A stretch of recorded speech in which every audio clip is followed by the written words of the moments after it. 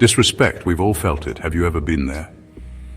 Standing face to face with someone who just doesn't see your worth.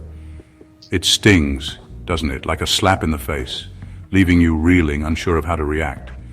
But what if I told you that there's a way to face this disrespect head on, to transform that sting into a source of power? Let's talk about that. Indifference, the art of not giving a damn. We, my friends, are warriors on the battlefield of life, and like any warrior, we must learn to steel ourselves against the slings and arrows of outrageous fortune. One of the sharpest, most insidious arrows in their arsenal is disrespect. It seeks to wound us, to make us doubt ourselves, to break our stride. But we have a shield, a powerful tool against this insidious weapon: indifference. Indifference isn't about apathy, about no longer caring. It's about recognizing that the opinions of others hold no real power over us unless we allow them to.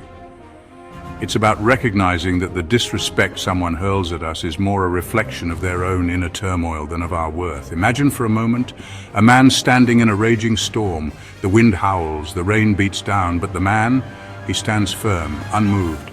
The storm can't touch him because he doesn't allow it to. This is indifference. This is the power of the Stoic. Epictetus, a Stoic philosopher, once said, "It's not what happens to you, but how you react to it that matters." The next time you're faced with disrespect, remember his words. Meet their disrespect with a calm gaze, an unwavering spirit. Show them that their words are nothing but empty noise, that they have no power over you.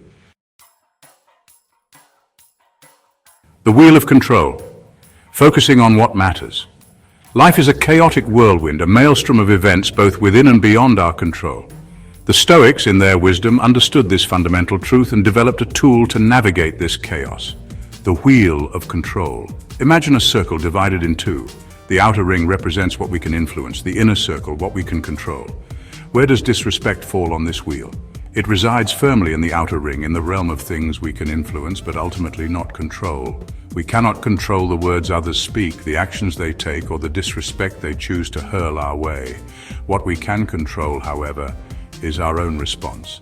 This is where our power lies. This is where we find our freedom. We can choose to meet disrespect with anger, to let it poison our thoughts and dictate our actions.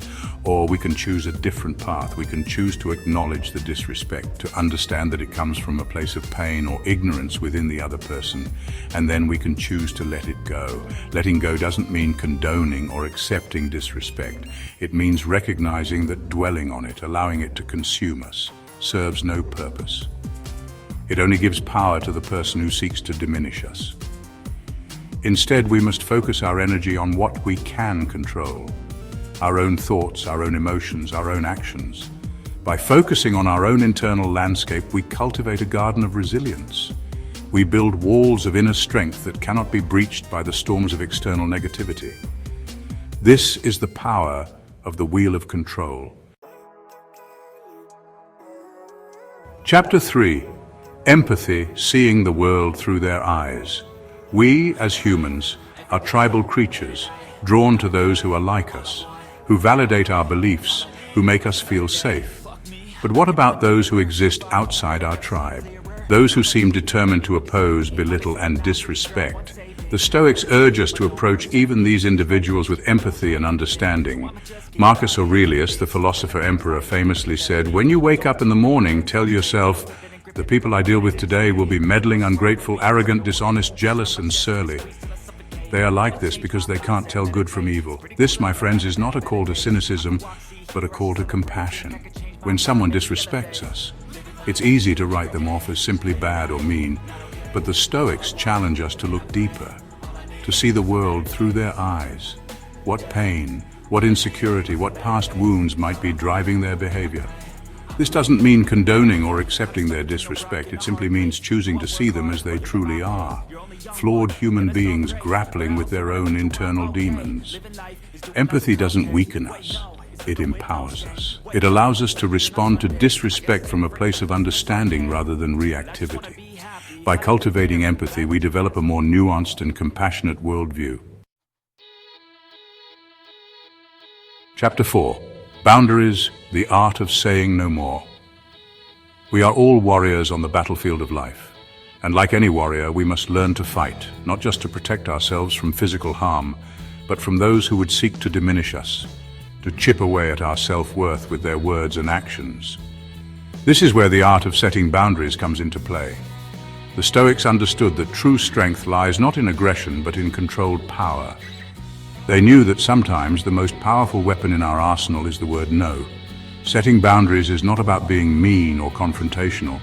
It's about clearly and firmly communicating what we will and will not tolerate. Think of a mighty oak tree. It stands tall and proud, its roots anchoring it firmly to the ground. Its branches reach towards the heavens, but it also has a clear boundary, its bark. This bark protects the tree from harm, from insects that would bore into its core, from diseases that would seek to weaken it. Our boundaries are like the oak tree's bark. They protect our emotional well-being, our sense of self-worth. They tell the world, this is who I am, and this is what I stand for. Setting boundaries can be uncomfortable at first. We may worry about hurting others' feelings or causing conflict. But remember, setting boundaries is not about controlling others, it's about taking control of our own lives, our own emotional well-being. When someone disrespects us, it's our responsibility to assert ourselves, to communicate our boundaries clearly and calmly. By setting clear boundaries, you communicate your self-respect and demand the same from others. Chapter 5. Self-reflection. Turning disrespect into growth. We often view disrespect as something negative, something to be avoided at all costs. But what if I told you that disrespect, when approached with the right mindset, can become a catalyst for growth, a stepping stone on our path towards wisdom and self-mastery? The Stoics believed in the transformative power of self-reflection. They understood that every experience, even the most challenging, holds within it a valuable lesson. Disrespect, when viewed through this lens, becomes not a setback, but an opportunity.